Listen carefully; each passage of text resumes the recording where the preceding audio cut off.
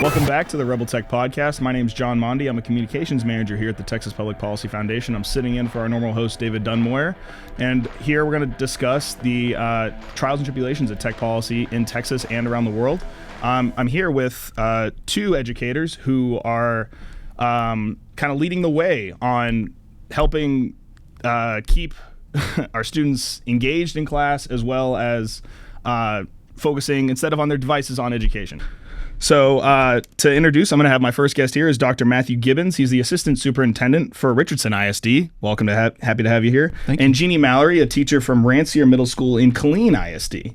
So to kind of kick this off, what kind of got you both into education and teaching, and what kind of challenges has advancing technology brought up in your career so far?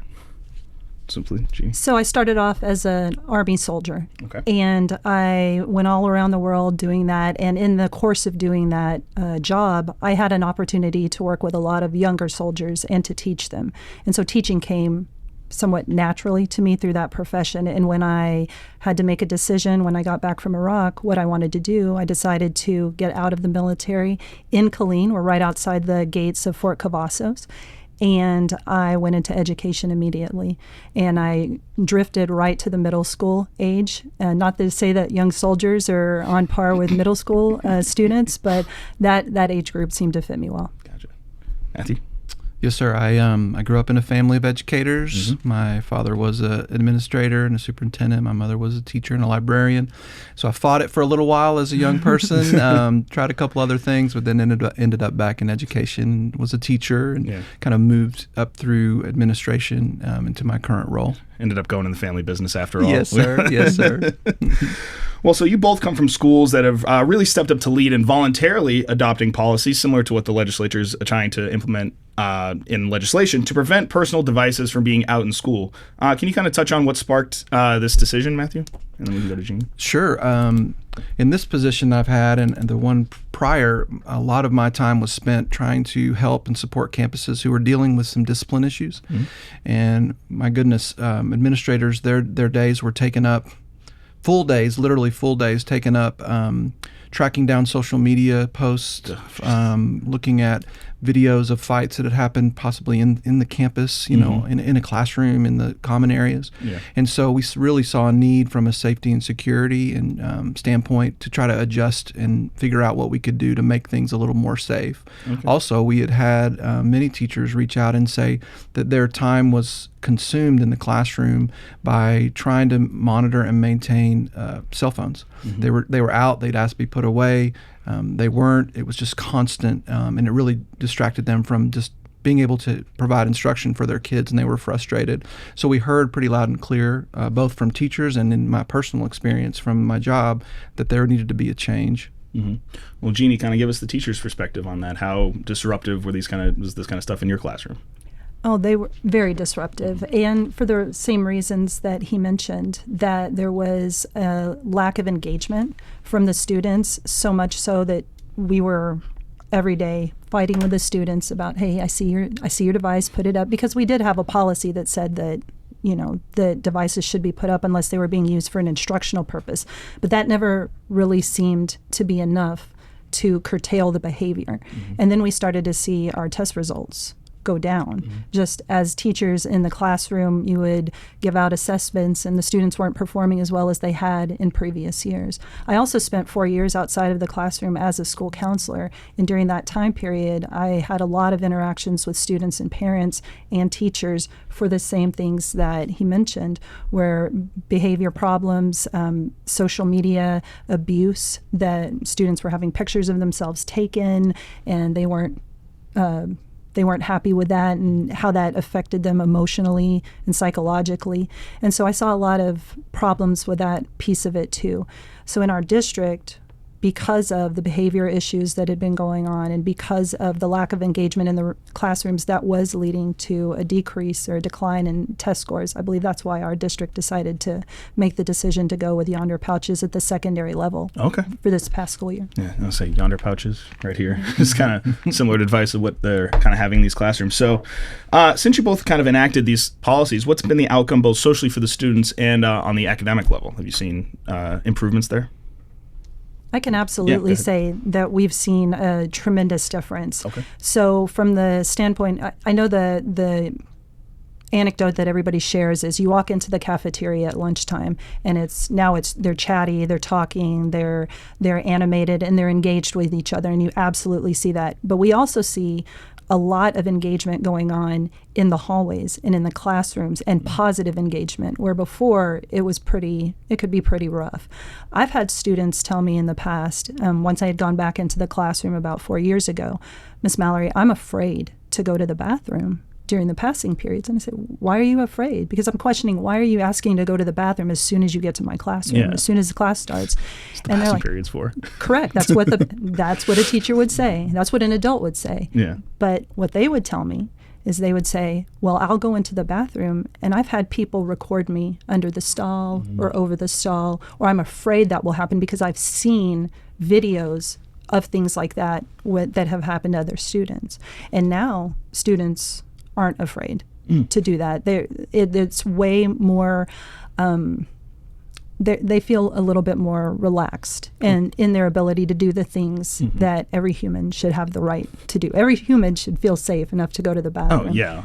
And then we see it in the classrooms. They will engage with each other in activities that in the past 4 years that have been a struggle to get them to engage with, because the constant fight of put your device up, don't pay attention, look up here.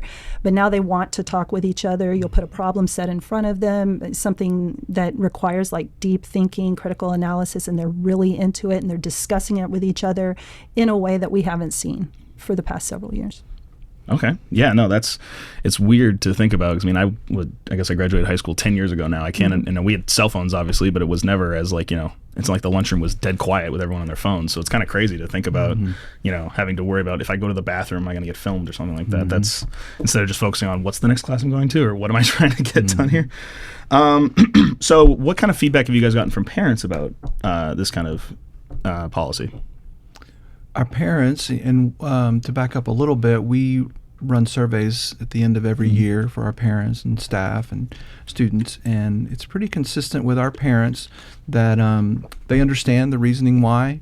I think the biggest feedback we've gotten from our parents is just they're a little anxious and a little worried from the safety perspective. I think a lot of parents, of course, safety is the top priority for every school, is to keep parents' kids safe, and they always are asking, well, what happens if there's, God forbid, some type of a shooter in the building, or how am I going to get how am I going to contact my kid? How's my kid going to contact me? And what we've done is just done some really we put an FAQ out on the website. We really tried to help parents understand that in the case of something like that, this worst case nightmare scenario, we don't want your kids on the phone. We want them in the safe spot in the classroom or in the campus. We want them quiet, and we want to be able to have law enforcement or whatever is going on take care of business before you're on your phone for any reason. We have so parents are a little bit, they can be a little bit apprehensive about that. But when you talk to them about their kids getting back the instructional time in the classroom, or being more engaged and being more just more social, we get very positive feedback about that.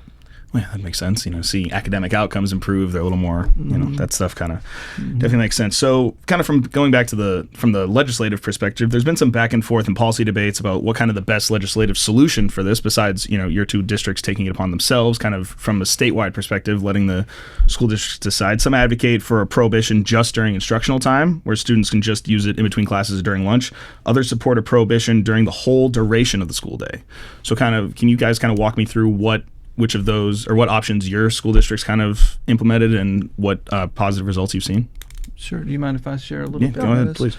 So, and again, I keep saying this, but backing up a little bit, in Richardson, our policy was very outdated. So 3 years ago, we had a policy. 4 years ago, we had a district policy, board policy, that was encouraging student devices to come to the campus, because that was... What could possibly go wrong? Yeah, that was prior to them having a one-on-one device that was provided by the district. So we were encouraging kids to bring their phones, to bring their laptops.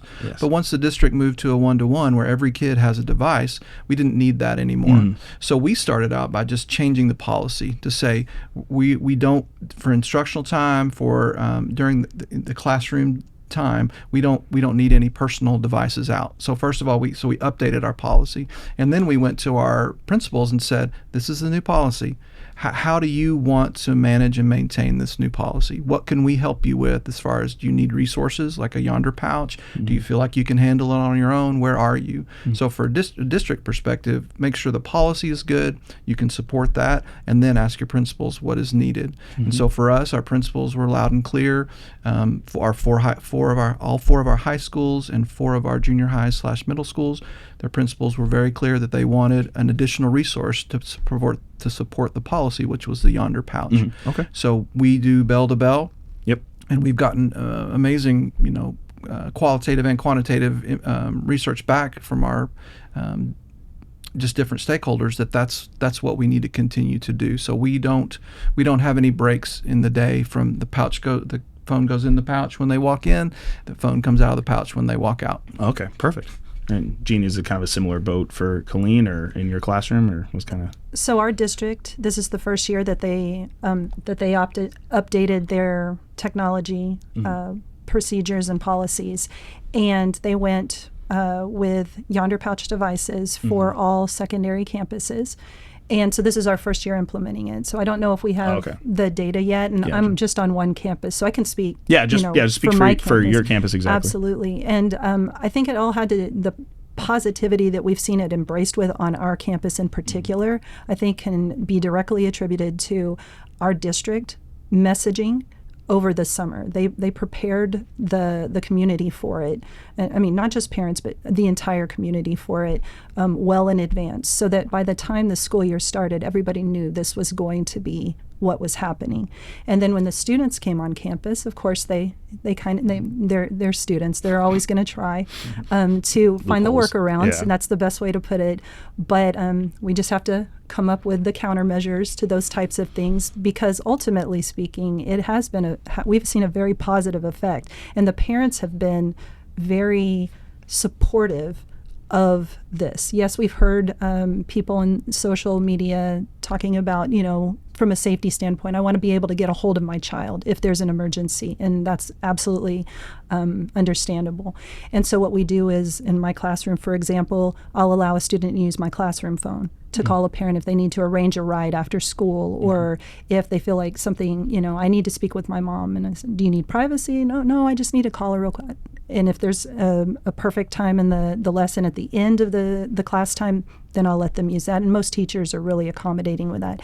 And when I have had to talk with parents because there might have been a violation of the policy, they are very supportive. You call them and they say, well, he knew he wasn't supposed to have that, so I'm going to talk with him. And we've had really good feedback just one-on-one with parents in that capacity. But the messaging from the district really laid the groundwork to help that be positive and to roll out as successfully as I think it has on our campus. And my principal, Dr. Janelle Muhammad, she is very committed to this process, because we wanted to see a decrease in that behavior, like the fighting and the discipline issues that we were seeing come about because of the inappropriate use of the cell phones or the social media during the school day. And then also she wanted to see an increase in engagement in the classrooms because kids were detached. So I think going bell to bell for us was absolutely a very positive thing. It sounds great. It certainly seems like this kind of taking the phones out of the kids' hands, just letting them be able to focus on school is really, it sounds like a no-brainer, but it seems like a very positive thing, and just seems like such a way to improve our schools and our education. But so kind of my last kind of topic here on the bills that in this legislative session, the big bills addressing this is namely one being House Bill 1481. There has been, you guys have kind of mentioned some pushback from parents, but I want to get in contact with my child, whatever. There's been some pushback from some kids, say, since schools like yours have kind of stepped up on your own to do this, that a statewide piece of legislation is not necessary. So what would be your thoughts on this, and maybe also kind of touch on if you've had conversations with other ISDs that kind of inform your opinions on this kind of thing? Sure. Being a district that's been implementing this now for a few years, we've had actually the opportunity to talk with many districts. I think we were one of the first large high schools that adopted Yonder, and so we had a lot of rightly so. I mean, in education, we share. We don't necessarily steal. We share. Yeah. And so lots of people reaching out and lots of great conversations. And so that's been really valuable, I think, as a bringing, honestly, some of our districts together and talking about some of these issues that we have at all of our districts when it comes to, student focus and the assaults and all these things that we're talking about. So from a legislative standpoint, I mean, I would love to have something that really empowers our districts to be able to continue to do that. I think in these times, too, where from a financial standpoint, things are so up in the air when it comes to public education, any funds that can be funneled to things that increase student outcomes and decrease non-student outcomes is a bonus. Definitely. So our superintendent, Tabitha Branham, she has said from the very beginning that she will allocate funds for whatever campus is from the secondary level wants to use Yonder as a resource to support the policy, and she's stood behind that for the last several years. And so we'll continue to do that, honestly, regardless of what it would look like from a legislative outcome. But of course, if we had some financial relief and some ability to be able to use that, the money that she's currently spending or that the district's currently allocating towards pouches, it's going to go to something else that's beneficial for kids. So we're going to continue to do what we have to do. So that's kind of our perspective, I think, from the central level from a district. Gotcha. Honestly, Jeannie, any other final thoughts on that kind of thing, or? No, I was just going to say that he mentioned it earlier about how when they first thought about rolling these out to the campuses, they went to their principals and said, what do you think you need? And the principals said, we would like these pouches, we would like this policy, and then you see the success roll out from that. So and it would work like that for every level, I would imagine. So Dr. Joanne Fay is our superintendent. She's been amazing on this issue from my perspective. So as a classroom teacher, I really support that air support over the top of us as we implement it on our campus. And I would imagine that anybody at the district level would feel that same level of relief and support if it was coming from the state level as well. Definitely. Well, Dr. Gibbins, Jeannie, thank you so much for all you do as educators, and thank you for your service also. I didn't know that earlier, but thank you for joining us again for the Rebel Tech Podcast. We hope to see you again. We'll talk more tech policy in Texas and nationwide. Thanks for joining us.